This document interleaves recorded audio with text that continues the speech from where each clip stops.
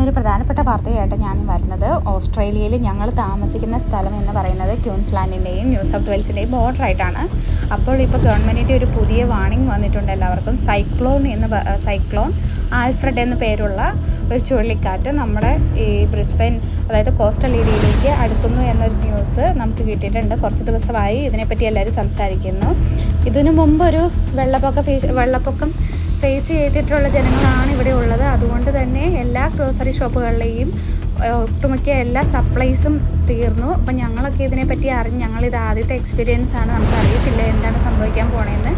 അതുകൊണ്ട് തന്നെ നമ്മൾ കടയിൽ പോയി സാധനങ്ങളൊക്കെ മേടിക്കാനുള്ള തിടുക്കത്തിൽ ചെന്ന് കഴിഞ്ഞപ്പോഴത്തേക്കും ഒരുമാതിരിപ്പെട്ട സാധനങ്ങളെല്ലാം കടകളിലെല്ലാം തീർന്നു കഴിഞ്ഞിരുന്നു. വെള്ളം അതുപോലെ എമർജൻസി ആയിട്ടുള്ള സാധനങ്ങളെല്ലാം തന്നെ അത്യാവശ്യം കഴിഞ്ഞു. അതുപോലെ മെഡിക്കൽ ഷോപ്പുകളിലെല്ലാം നല്ല ക്യൂവും തിരക്കുമായിരുന്നു. ഞങ്ങൾ വെറുതെ ബീച്ചിലൊക്കെ ഒന്ന് പോയി നോക്കിയപ്പോഴത്തേക്കും നല്ല കാറ്റും അതുപോലെ തന്നെ തിരകളുടെ ഹൈറ്റും കാര്യങ്ങളും എല്ലാം ഭയങ്കര കൂടുതലാണ്. വഴികളിലൊക്കെ നല്ല തിരക്കാണ്.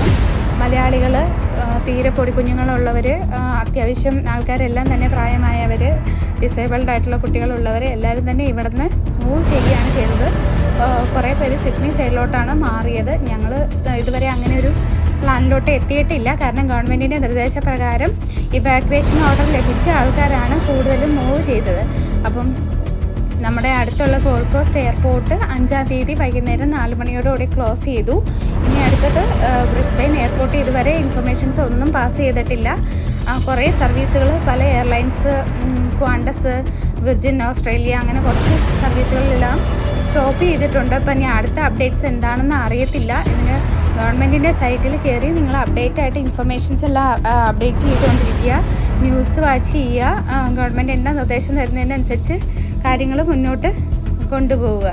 പിന്നെ പറയാനുള്ളത്, നമുക്ക് അത്യാവശ്യം വേണ്ട ഫുഡ് ഐറ്റംസ് എല്ലാം സ്റ്റോർ ചെയ്യുക. ഫ്രിഡ്ജ് ഇതൊന്നും നമ്മൾ ഒരുപാട് ഫ്രോസൺ ഐറ്റംസ് വാങ്ങി വച്ചിട്ടും കാര്യമില്ല. കാരണം എന്ന് വെച്ചിട്ടുണ്ടെങ്കിൽ കറണ്ട് സപ്ലൈ കട്ടാവുന്നുണ്ട്.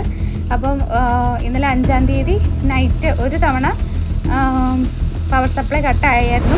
പക്ഷേ 1 മണിക്കൂറിനുള്ളിൽ തന്നെ അത് തിരിച്ച് കറണ്ട് വരികയും ചെയ്തു. പക്ഷേ എപ്പോൾ വേണമെങ്കിലും വാട്ടറും ഗ്യാസും ഇലക്ട്രിസിറ്റിയും കട്ടാവാൻ സാധ്യതയുണ്ട്. അപ്പോൾ അതിന് വേണ്ടിയിട്ട് നിങ്ങൾ വെള്ളം പിടിച്ച് വെക്കാൻ പറ്റുന്നവരൊക്കെ പിടിച്ച് വെക്കുക.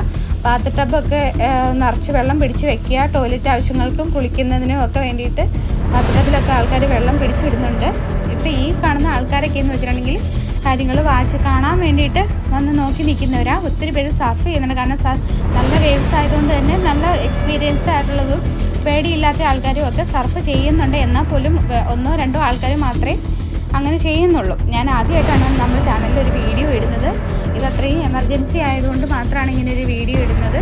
എല്ലാവരും വളരെ നിസ്സാരമായിട്ട് ഇതിനെ കാണാതെ കുറച്ചുകൂടി സീരിയസ് ആയിട്ട് കണ്ട് വേണ്ട പ്രിക്കോഷൻസ് എല്ലാം എടുക്കുക എന്ന് മാത്രമേ പറയാനുള്ളൂ.